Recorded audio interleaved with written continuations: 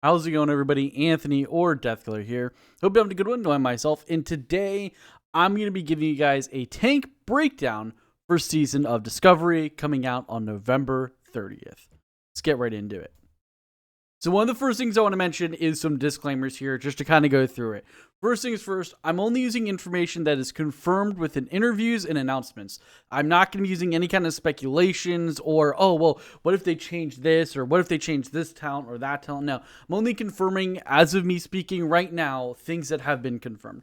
Next thing, all tanks look like they will be viable, and this is by no means me trying to discredit or shame whatever class you feel like playing. Honestly, all tanks seem very viable, and they seem very close to each other from a mitigative standpoint and general avoidance standpoint. Yes, some may be a little bit more better than others, especially more in the long run, but at the current level 25, it's really hard to say, especially long term, but for the most part, they're relatively close to each other. I am specifically avoiding ranking any of these tanks since the game mode has not even been released yet, and a lot of this stuff could change.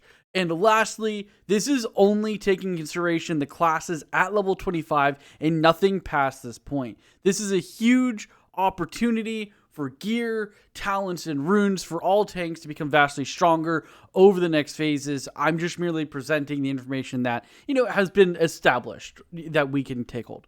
So without further ado, let's get into the very first class. Okay, so the first class I want to talk about is going to be the Warlock, and I think first things first, let's go over the runes. For your chest piece, you can take one of two runes, and the first one is Demonic Tactics. This is a passive that basically gives you 10% crit for you and your pet. This is obviously more for threat. The other one you can take is Master Channeler. This turns your drain life into a dot in the enemy, and it heals you for 50% more. This is more for sustain. In your leg slot, you're going to want to take Demonic Pact. This goes in as a cooldown. You can use that for 6 seconds, grants you 30% dodge chance and 30% crit chance for both you and your pet. This is a nice little both offensive and defensive tool you can use. And lastly, in your glove slot, you're going to take, of course, Metamorphosis. This grants you, when used, 500% armor bonus from items. Searing Pain becomes instant cast. Shadow Bolt becomes Shadow Cleave, which is a melee attack that hits 3 enemies and has a 6-second cooldown. Curse of Recklessness becomes a taunt. You gain the ability Demon Charge, which is basically just a charge. And you gain the ability Demonic Howl, which is your AoE taunt. Next up, I want to talk about some useful Warlock talents. This is by no means a talent tree or anything like this going into any of these classes. I'm just merely stating some talents that are fairly useful, so let's get right into this part. One of the first talents that's fairly useful is, of course, going to be Demonic Embrace. This gives you up to 15% extra stamina just from putting 5-point investment in this. This is pretty nice. It's pretty huge. Next up is Improved Corruption. Corruption can become an instant cast when you put all 5 points in this. This is very nice, especially as a tank, because it allows you to basically just corrupt mobs and, do a nice little bit of passive damage, or not passive damage, have a nice little ticking dot damage and stuff like that. The next one you're probably going to want to take is, of course, Improved Imp. Your Imp's Blood Pact will go and give 30% more health. This is pretty good because since you are the tank and you do want to be tanky, you can basically guarantee that your Imp that you have is going to give you more health. Sorry, I slapped my microphone. More health from the Blood Pact, which is pretty nice. The other one you're going to take is, of course, Improved Drain Life. This increases your drain life to be 10% more effective, and you're only really going to take this, or potentially want to take this, assuming you have the drain life rune Master Channeler. If you don't have this, it's not even probably, you don't want to take it because it's not going to be good. And the last one is Improved Shadow Bolt. This is on an assumption of the game. I don't want to put assumptions here and this at all, and so this is the only one I'm putting in here because of how big it is, and I'm only putting this here on the off chance that Shadow Cleave works with Improved Shadow Bolt. If it does not, then you don't take this. You wouldn't want to take it. But if it does, you're probably going to want to. This will go in when you crit with Shadow Bolt, or Shadow Cleave in this case. It can increase your shadow damage done by 20% for the next 4 shadow spells. This is pretty big. And this only is, of course, like non-periodic spells. So this, again, is on the assumption that Shadow Cleave is going to work off Improved Shadow Bolt. If it does not, then completely discredit this. But if it does, then here you go. And again, the only reason I'm putting this one assumption and iffy thing in this entire video amongst all classes, this is the only one, is just because of how strong this is. A 20% damage boost from just getting a crit is pretty nice, especially because you can open up with a 30% crit bonus, plus your passive 10% crit bonus gives you a 40% bonus crit bonus. Chances are you might potentially have a Shadow Cleave crit happen. which can then go and give you 20% damage for the next 4 hits, which could be some nice intro kind of damage coming on. So that's the only reason I'm putting it here. Outside of that, I would not be putting this here just because of how big it is. Next up on the Warlock, we're going to actually break down the actual class and go over it. One of the first things I want to mention about Warlock is that its single target threat, despite what you might think, is actually lackluster, especially compared to other tanks. This is primarily due to Searing Pain being a rank 1 spell, while a lot of other tanks have, for the most part, okay or higher than rank 1 threat, primary threat gaining abilities, right? But the Warlock is kind of getting the short end of the stick here with their Searing Pain only being rank 1. Luckily, Shadowcleave does do decent threat in itself, so you kind of make up for it, so it's not a big deal, and it's not like you're majorly lower than the other tanks, but you are slightly lackluster, a little lower than the other tanks. It is noticeable, but, it's nothing crazy.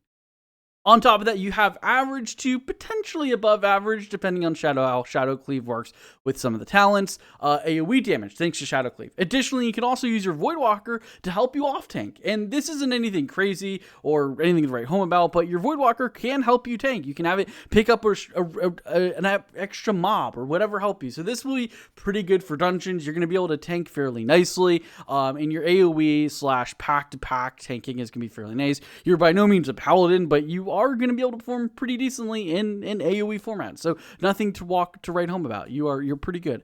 Next up, because you have the 6% crit resistance, you are passively unable to be crit by bosses. This is a pretty big thing that a lot of tanks are getting. Not every tank, but a lot of tanks are getting. And this is nice. It means you don't have to worry about stacking defense or anything like that, which, in Classic, we don't have enough defense to become crit immune anyways. But assuming if they did add it, you wouldn't have to worry about it because you are now passively able to be crit immune, which is very nice.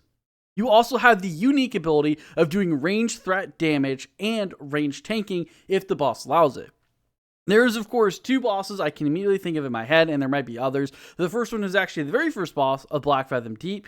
You are going to want to actually range tank him with the Warlock is probably going to be one of the better strategies because of the whole knockback and everything else. You can just go and stand on another platform and range tank him with the with Searing Pain, so that's going to help you a good bit. And additionally, of course, as you'd expect, Twin Emperors. The Twin Emperors is a good boss where you're going to want to do that. So both of those are very nice to be able to it helps you tag stuff, helps you open up a little bit earlier. You don't need to charge in, nothing like that. Having the ability to range tank and do range threat is actually nice. So you do have that going for you.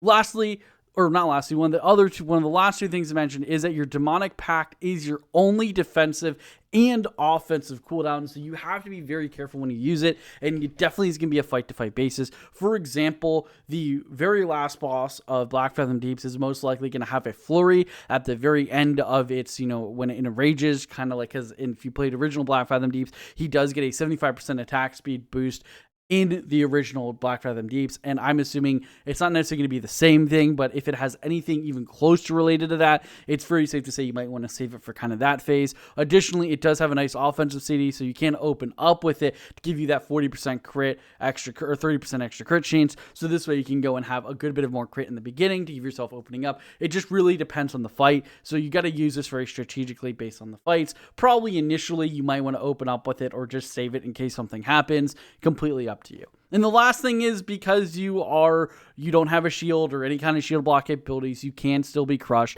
It is something I do want to mention.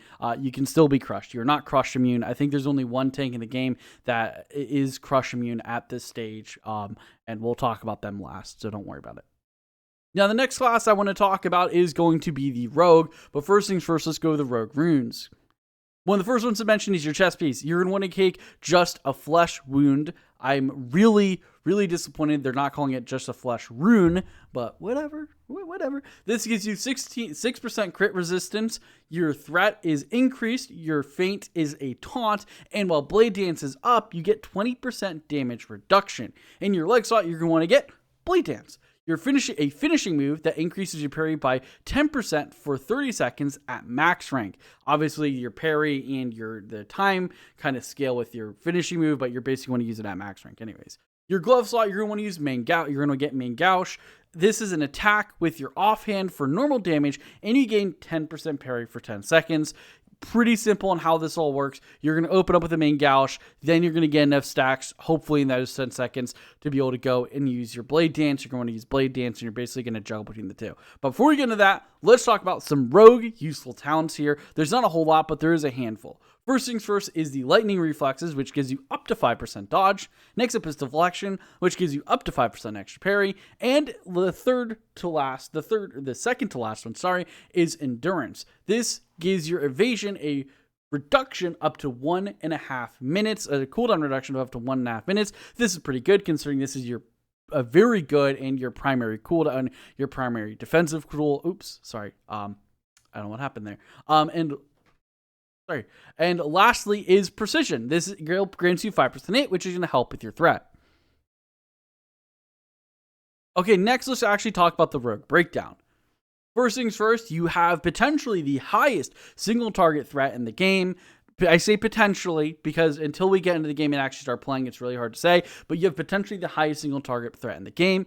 The only thing is you have no AoE threat at this stage. There is literally none. You do not have Blade, I forget what it's called, Blade Flurry or whatever it is. You don't have that yet. If you do have it, I do apologize, but I don't think you have it just yet. I checked and I couldn't. I thought it was a higher level. So I could be wrong, but I'm 99% certain you don't have any AoE yet. So there's that. You, just like a Warlock, are passively unable to be crit by bosses, which is pretty nice, so you don't have to worry about that. You do have, the only problem is, and this is not necessarily a problem, this is more of a playstyle preference, you do have to do a lot of ability juggling to keep your buffs up. This is mainly, like I mentioned before, swapping between main gouge and Blade Dance buffs, kind of swapping between them, kind of making sure you have at least one of them up to keep that parry up in the whole 9 yards. Yes, you can probably stack them both, but realistically, you're going to want to juggle to have that nice, consistent 10% parry up, which is going to be very nice. You have situationally a very strong defensive CD with evasion. It's very strong and very good, but the main issue here with Rogue, as you can already tell here,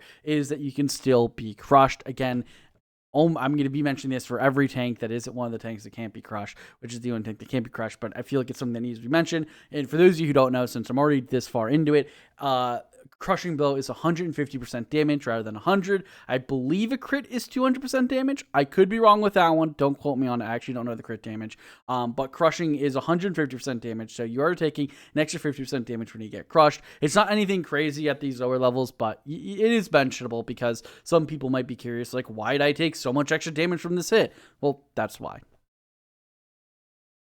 Next up is another really cool one that I personally have been very excited to see in the game, and that is Shaman now being able to tank. But first things first, like the other ones, let's go over the Shaman runes that you're probably going to take. In your chest slot, you're going to want to take the Shield Mastery rune. This, whenever you block, restores 4% of your max mana, and you gain armor equal to 30% of your shield's armor value, stacking up to 5 times.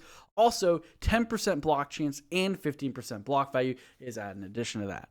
In your leg slot, you're going to get Way of the Earth. With Rockbiter active, you do 100% more threat, you get 30% more health, 10% damage reduction, and 6% crit resistance. On top of that, your Earth Shock is now a taunt and has its own cooldown. In your glove slot, you're going to take one of 2 abilities. The first one being Molten Blast, which is an AoE cone of fire damage, and Flame Shock has a 10% chance to reset the cooldown of this ability, essentially allowing you to kind of go over again. Or you're going to take the Water Shield, 1% mana per 5 seconds, and whenever you are hit, it restores 4% of your mana, of your max mana as well.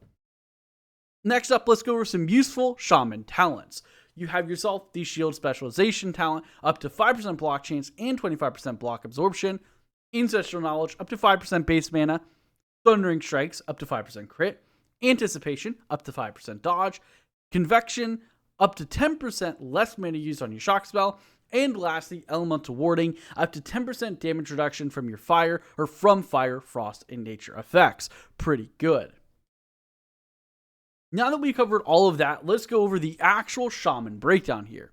First things first, you have very high single target threat, and you do have a very good AoE threat if you are taking Molten Blast. The problem is you are very mana hungry if you are not taking Water Shield. So a lot of times you're going to have to choose between whether you want good AoE damage or good or good mana regeneration. Luckily, this isn't too difficult to decide on. If you're doing a boss fight, you're probably just going to go and drop Molten Blast and get Water Shield. You're going to do good enough threat anyways without Molten Blast, so you'll be fine. You have decent single target damage, so you just keep it going.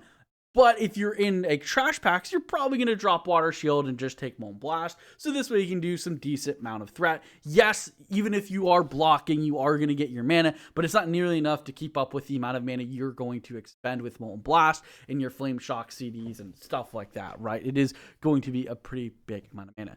The only downside, another downside to playing Shaman, not to shit on it too much here, but I do want to mention, is that it requires some time to get your stacks going so you can actually become tanky. A lot of the other tanks are just naturally tanky or don't really require much to become tanky. Obviously, Rogue being an exception where Rogue needs to get its uptime as well, but Shaman and Rogue kind of share that same almost symbolism with themselves where they need to kind of get going a little bit to actually become tanky. The main problem is with Shaman is once you drop the stacks, you then have to get them back up again. So it is a bit of a struggle. So during trash packs, you're going to kind of struggle a bit, but during boss fights, you are going to be pretty darn good. So there you go. Luckily, if you're just tanking dungeons, this probably isn't going to be that big of a deal. So I wouldn't worry too much. And again, like all the other tanks up to this point, passively, you are unable to be crit by bosses. The other downside to playing Shaman is you don't have any defensive tools whatsoever, and you can still be crushed, just like all the other tanks. But luckily, you have totems. Even though Druids are going to be covering your Wind Fury in the future, and even now they're going to have Wind Fury, you still have a lot of useful totems. You can pop a Healing Tide totem to go and give you, or Healing Stream totem to give you a little bit of health. You can drop the Stone Skin totem to give yourself a little bit more armor, and just general stuff like that. You can go and kind of you can go and put these totems down to be generally more useful, pump a little bit more damage, maybe with fire stuff, maybe add a resistance or two in. I don't know what resistant totems are available at those levels, but you get the deal, right? These totems can be fairly useful even at these lower levels. Next up is what I'm thinking is probably one of the strongest tanks in Season of Discovery, and that is the Druid. Let's go over its runes, and then we'll go over talents, stuff like that next. So first things first, the rune. You have one of two chest runes you're going to take. The first one being Survival of the Fittest. This gives you 6% crit reduction, 10% damage reduction, and an extra 10% damage reduction when you are in bear form, or you can get Wild Strikes, which is just a passive Wind Fury whenever you're in cat or bear form. For your leg slot, you're going to want to take Skull Bash. This is an interrupt and a charge. In your glove slot, you're going to take Lacerate. This provides a bleed damage plus 20% weapon damage, stacking up to 5 times for 15 seconds. This causes high threat.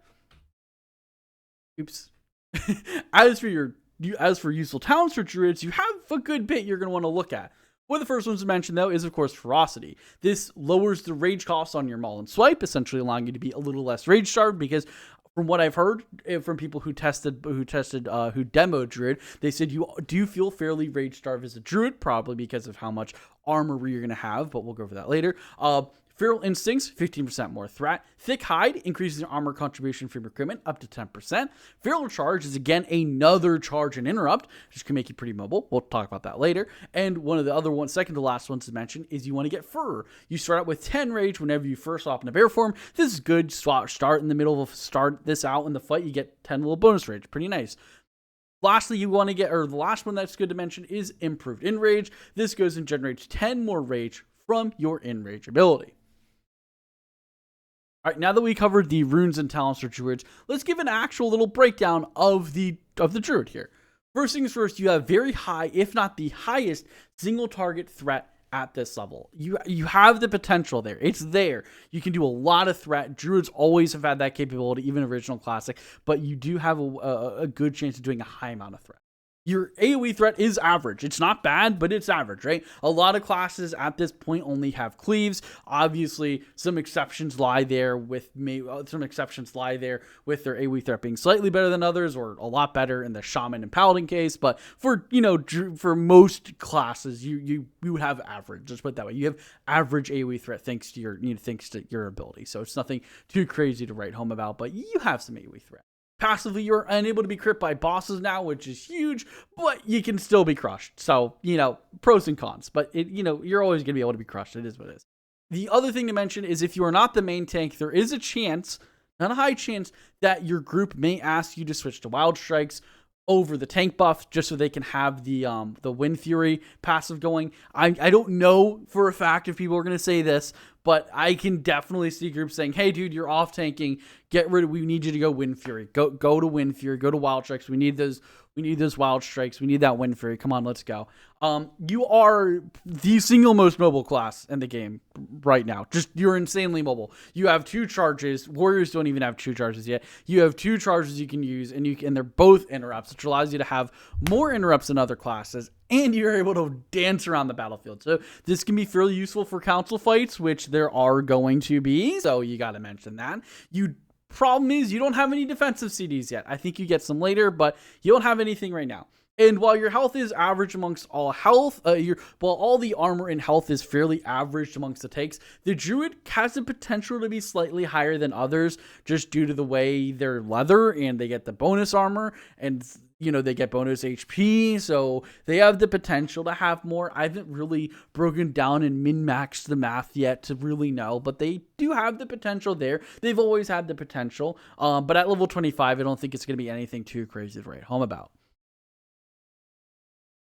Now, second to last, we have a tank that I'm sure a lot of people are excited to hear about, and that's the Paladin. My brother is super excited to play this class, and I can't wait to crush everybody's stream, so I'm just kidding.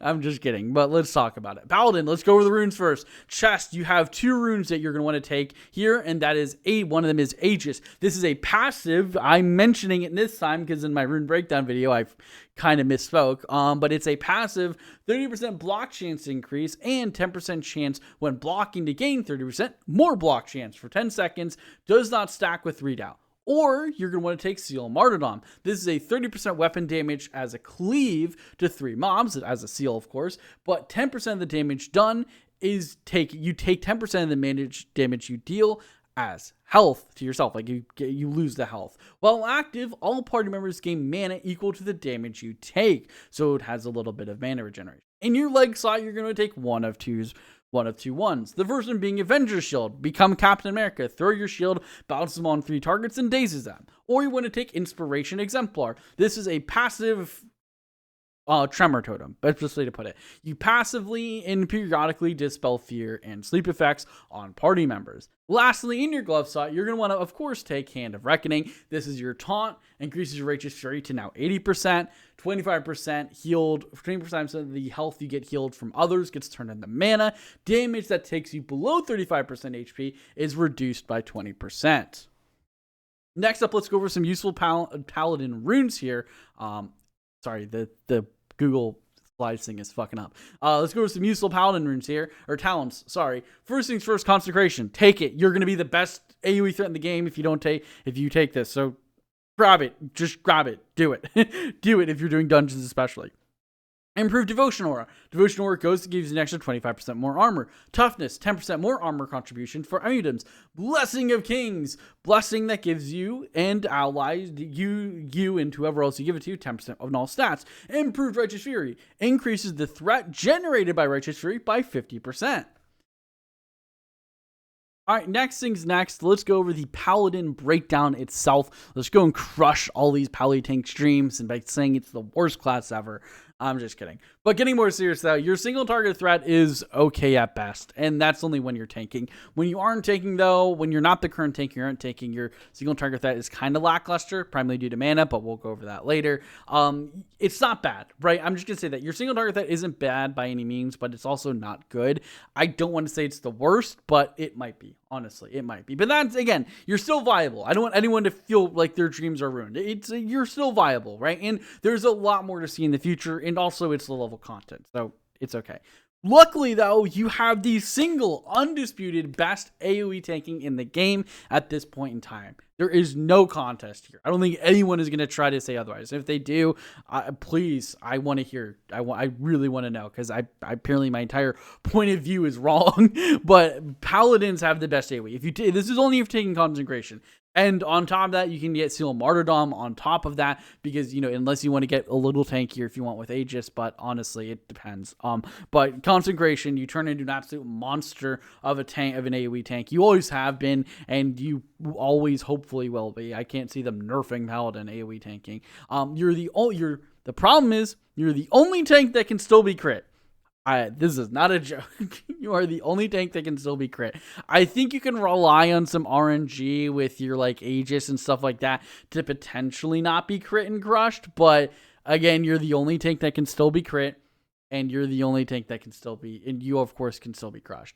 The other thing to mention is if you're not currently tanking, you're going to have mana issues. This is the TBC Paladin problem all over again. If you didn't play a Paladin tank in TBC, you might not be aware. But as a Paladin in TBC, if you are not taking any damage, taking a mob, and therefore not taking any damage, you are basically going to run out of mana. Essentially, it makes Paladins a main tanker bust in a lot of scenarios when you're really trying to min-max. But honestly speaking, you'll be fine. Don't worry too much about it. You'll be a decent enough off tank. It's only when it requires like tank swapping. And again, who knows? There's runes to be had in the future. Who knows, right? Who knows? The only thing is, your only real defensive CD is going to be Blessing and Protection, but it makes it so you can't attack. So is it really defensive CD? You have to have enough, kind of threat gap. So you kind of don't really have much. That being said, as much as I shit on Paladin right now, I do want to say they're very good at AoE. Their single target threat looks like it's going to be passable, and while they still can be crit and they can still be crushed, you are the single best dungeon tank in the game. You are going to be amazing at the trash pulls, and you still have a shield, so you can still block stuff. And if you get a nice procs with your Aegis, you're going to have 60% extra block passively. So again, as much as it seems like I'm shitting on Paladins, I do want to mention they are very good, and they have the potential to be amazing very easily, especially in the future. But even just now, they're at 25. They have the potential to be good. It's just we really got to wait and see what items are in place, and just how the fights are, and the whole 9 yards. But as a main tank as a Paladin, I think you'll perform just fine. As a off tank as a Paladin, you're probably going to struggle, right? Not a lot, but just a little bit. It is something to mention. Last but not least, let's talk about the king, the undisputed champion, the boy himself, the man, the god, the one, the only, the warrior, the class I'm going to personally roll, so I'm totally not biased. I just want to say right now, we're not even going to go over, we're not even going over it. Video's over. We're not going over. I just want to mention, warrior is the best tank. It's the single best tank in the game. We're not going to look at the future slides, okay? Let's just ignore this. We're going to ignore everything else past this point. No, right, joking aside, let's go over the warrior runes and let's talk about it. Warrior tanks kind of don't, it looks like you don't get much, but you actually get a lot at the same time. It's very weird. I would have thought that Blizzard, I just want to mention, I would have thought that Blizzard would have kind of not made warriors get more scaling, but they did. So again, warriors get kind of dog shit in the beginning, but it looks like they scale kind of crazy later down the road, but we'll see. First things first though, let's talk about your runes. In your chest slot, you're going to take Flagellation. This gains 25% bonus physical damage done for 12 seconds after using Blood Rage or Berserker Rage. I do want to mention honorable mention, even though it's not on here, you could potentially take Warbringer to make your charge intercept, and I forget what the other one is. Anticipate. I think anticipation, or something like that. I don't fucking know. I never use it. I probably should, but I never do.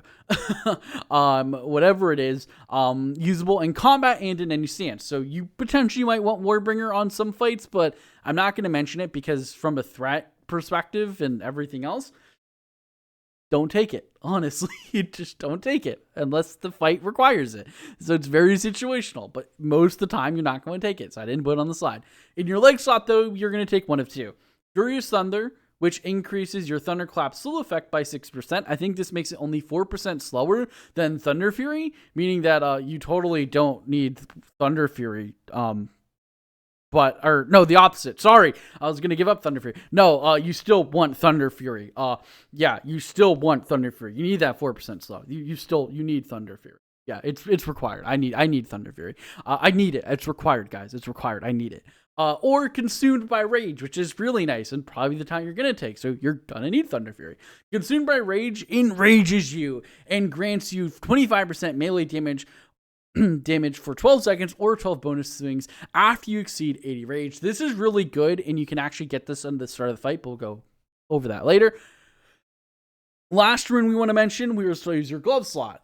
you're going to take Devastate. When in defensive stance and you have a shield equipped, Sunder deals 100% weapon damage and is increased by 10% per Sunder application, essentially giving you Devastate. But it is really nice, especially at these lower levels when you don't have Shield Slam. This is a great threat dump, a rage dump tool. Combine this with Flagellation. Combine this Consumed by Rage, all of which, guess what? Get bonus damage to give bonus damage to Devastate. You can do a good bit of damage. So if you have a nice fat weapon, guess what? 25% increase, then another 25% increase, and at the start of a fight. And we'll go over that in a bit. For now, let's go over the warrior useful talents for warriors. Sorry. First things first, cruelty, obviously to mention. You gain up to 5% crit, deflection, up to 5% parry, shield specialization, up to 5% block and generate 1 rage when blocking, improved blood rage, up to 5 extra rage from blood rage, toughness, up to 10% armor value from items, defiance, up to 15% through extra threat when in defensive stance. You're probably going to need this. Improved shield block, only get 1 point, and it allows your shield block to block 1 extra time. Don't put any more than 1 point into this unless Wizard makes a change. Last Stand, Templar gain 30% at maximum HP for 20 seconds. I do want to mention 2 talents that are not on here because I know people are going to bring them up, and that is Tactical Mastery and I forget what the other one's called. Give me a second, I forget the name. Okay, it's anger management. Okay, it was anger management. I knew it was something with anger. Anger management. So Tactical Mastery allows you to essentially switch stances and retain rage. Realistically, you're not going to need this really at all, unless you're not taking at 25 especially, unless you're not taking Furious Thunder. But if you are taking Furious Thunder, it's useless, and if you aren't taking Furious Thunder, this can be single target. So either A, have another tank put it on there, or B, just don't use it and do enough threat, you'll be fine. I mean, it's really like a fight-by-fight scenario, I'll be completely honest, but realistically, I can't even think without making bold assumptions of why you would really want it early on at this level, right? Later down the road, you're of course going to want it, but we're going to have more talent points, but early on, no point. Anger Management is great. It gives you, I think, 1 rage every 3 seconds or something like that. I don't actually know the number, but it's passive rage regeneration, and it's great, but the thing is, you have to invest points into that tree, is the armor tree, and while it's not bad, you're really only doing it to get that. Yes, you get some Heroic Strike, but Heroic Strike isn't really going to want to be used over Devastate, I don't think. I think you're going to be using Devastate / Thunder over Heroic Strike at this point, so you're probably not going to want to spend the points on it. So really the only thing you really get is like a Rend upgrade, Tactical Mastery, which is not even that worth it. Really the only useful thing is the parry. Honestly, you're really just going to get parry and anger management, so it's not really worth going down that tree, which is why I didn't put it on here, because you kind of have to invest to get anger management, and Tactical Mastery just isn't that useful at this level from my perspective. All right, last and not least, let's go over the breakdown for the warrior. Let's go over. First things first, despite what you may think, you actually have good single target threat. Holy crap, who would have guessed? Yeah, it's good. It's not great. It's not top tier. You're probably not going to out-threat a rogue. I mean, maybe it depends on, again, rogue very much is a let's see thing, but druids are going to out-threat you. I'll be completely honest. But you have average AoE, if not maybe slightly average, because I believe you have cleave at that level. Hold on, let me double check, because I don't want to look too much of like an idiot. Okay, yes, you do. You do have cleave. I get at like level 20 or something. So you do have cleave. You have your, your thunderclap and defensive stance, which is going to give you 50% more threat than it normally would do. So overall, good stuff, right? You're going to have average to probably slightly above average AoE. Actually, I would say you'd have above average AoE threat, but not by a gigantic margin. You're not like Wrath Warriors where you just have threat on everything, not like it's no problem. But no, you're going to have, I would say, average to above average AoE threat. You're probably not going to have a problem with AoE threat, let's put it that way. The only issue is, there's kind of two, is you need to use shield block to become crit immune. Unlike the other tanks, except for Paladin, sucks to suck, you actually have to go and press your button off cooldown to make sure you are crit immune. Luckily, it's a 5-second cooldown, and you get 2 charges of it, so realistically, if you're using it off cooldown, you're never going to get crit. But luckily, with this brings another perk. You are the only tank that can avoid being crushed. Now, this isn't a 100% for certain thing. If you use shield block, you're going to be immune to crushes. No, but you can get very close with basically nothing. So with just a tiny bit of gear and a little bit of boost, which I'm pretty sure we'll be able to see, but speculations, of course. But with some world items, you can easily become crush immune, and even some talents, you can become crush immune. So don't worry, you're there. You can become crush immune with some talents and, you know, doing things strategically. If you need to become crush immune, you can crush immune. So you're only tank that can actually accomplish that without too much effort.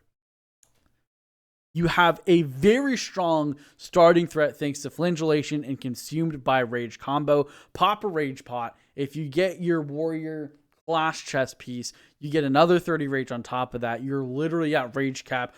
Automatically going to be, automatically going to be Rage Cap. You're going to have Consumed by Rage. Pop a Blood Rage. Gonna be having that 25% damage on top of the 25% from Consumed by Rage. You're gonna have basically full rage and some rage ticking, think to blood rage, and you're gonna be able to dump that into Sunders, giving you a bunch of threat. You're gonna have a very strong opening in single target as a warrior, which is why I say you have good single target AoE threat. You probably have the single strongest opener in the game out of all the tanks. Because of this, it's actually really good thanks to this combo. You are basically completely average in health and armor. You are not substantially better than others. I didn't want to mention this with anything else, but I do want to mention with Warriors, you are not substantially better in really any kind of tank format. You are fairly mobile if you take the Warbringer talent as well. That is to mention. I do want to mention that. You're fairly mobile if you bother to take it. I wouldn't take it unless it's a fight that requires mobility, but overall, I probably wouldn't snag it, honestly, but you can be. It's there, and who knows, later down the road, you might probably want to take Warbringer because of how good it is, or they might change the slot it's in, so you can take it. Who the heck knows? Doesn't matter. But yeah, overall, Warriors are in a good spot. Don't worry. You're not good. You're not the best. It totally is going to be Druids that are shining. But the best thing to mention that I do want to say that I didn't put on here is Warriors are the only tank that doesn't need any kind of special rune to be a good tank. Warriors can perform just fine as a tank without it. So if the tank runes are super annoying for everyone else to get, this is speculation, but if the tank runes are fairly annoying for people to get, you have a good chance to actually be a decent tank. You and Druids, for that matter, not just Warriors. Warriors and Druids are the only ones that don't actually need to go and get their runes to be a tank. You can just be a tank. Paladins technically can, but you don't have a taunt, so it's a little iffy. Overall, this is good for both Warriors and Druids. You have a nice safe spot in your guilds, especially early on. I would worry later on, though, because you're probably going to get screwed, especially after like a couple weeks when everyone else gets max level. You might have to fight, but we'll see. Again, it's really hard to say definitively which tanks are better and worse in any format until we get in, because we don't know what the final damage values are going to be, what the final threat values are going to be, the final anything is going to be. For all we know, they might make Searing Pain rank 1 do insane amount of threat, and now Warlocks are the best single target threat in the game. Like, we don't know these things until we get in. But overall, I just want to say I hope you guys enjoyed. This is more just for fun, and I'll catch you guys in the next video.